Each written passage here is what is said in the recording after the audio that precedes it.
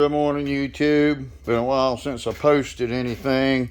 Transfer case, 2015 Chevy Silverado. This is the electric one.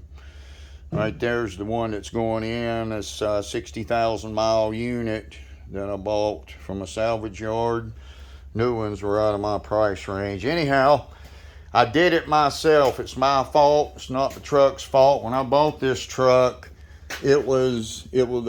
the gear selector for the four-wheel drive was in auto, and I didn't know any different, so I drove it in auto, and you're not supposed to do that.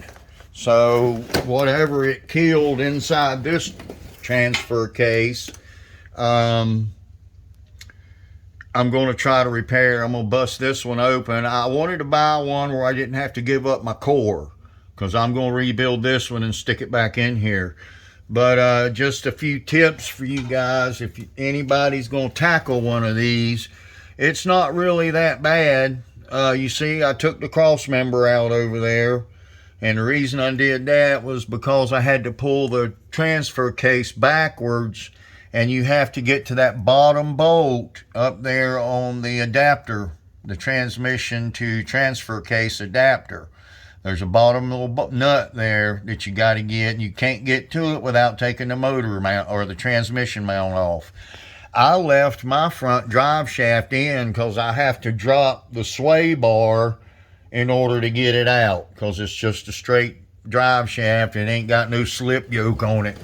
But you guys can see up in there, it's got 6 studs on the transfer case. It's only got a few little electrical connectors. Right here's one. Up here, I don't know if y'all can see that. There's one.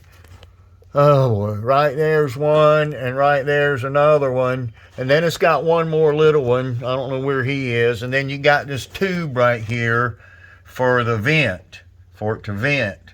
Not that bad, man. I wasn't going to do it. I was like, man, I'll take it to a transmission shop. But then I thought, man, I'm broke. I've been working on cars since, the Stone Age. And the hardest part is getting to these nuts on this adapter plate right here. And what I used, let's see if I can find it.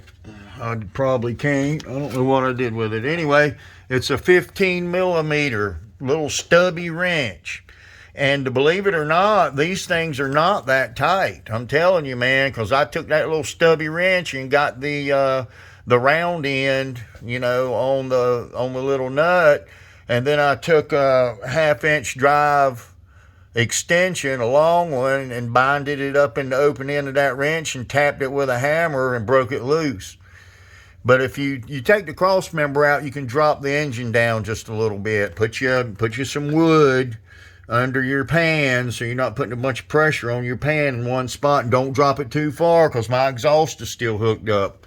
I didn't want to move anything too far. This is my first attempt at this, and I didn't see near nothing on YouTube about a 2015 Silverado. So there's a transfer case. It's a nice looking case. I burned something up inside it where I shouldn't have been running it in auto. It's not the truck's fault. It's my fault. So this is just a little, how-to a little bit on taking these out. And I'm doing it by myself.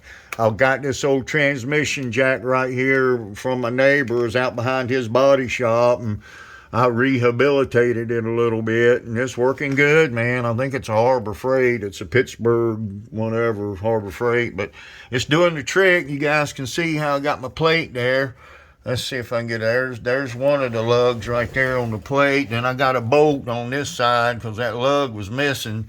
And then on that side, it's got the 2 lugs. But I tried to get the transfer case on that little plate right there where it fits naturally, because it's you can see it's at an angle. It's not straight across. And but it's not that bad. So since I got to keep my old one, I'm going to have spare parts too. If I need one of those little electric motors, switch motors right there. I don't know what that little black dude is, but I'll tell you guys what happened. I was driving the truck. I was driving it on the interstate, and I was running about 75 miles an hour, and I picked up a vibration. and it wasn't making any noise. So I slowed down, vibration went away, and but it just gradually got worse and worse. I noticed when I put it in gear, it sounded like a bad universal joint. It clunked. And the universal joints are fine. I went ahead and replaced all them first. I was thinking it because it made the exact same sound as a bad universal joint to start with. It's tick, tick, tick, tick, tick, tick, tick, tick, tick, tick, faster you go. So I replaced all the U joints, which I checked them and I knew they weren't bad. I thought maybe one might have had a dry cap or something. But that wasn't the case. And the ticking or clicking turned into grinding. And that's when I parked the truck. It's been parked for probably going on 3 months. I hadn't had the money to buy a part, you know. And so anyway, I got the part. I'm doing it myself. It's not hard. If any of you guys got a 15, it's actually pretty easy. The hardest part is getting to those nuts up there. You get them nuts loose, you're home free.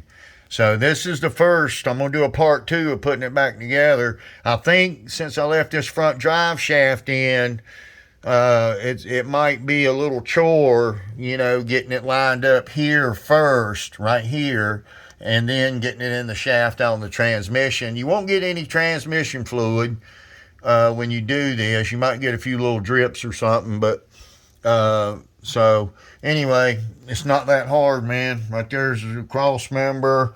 Right there's a transmission mount. And it's really not that bad. So all y'all hang on for part 2 of putting it back in. So I got to get this thing on the ground. All right.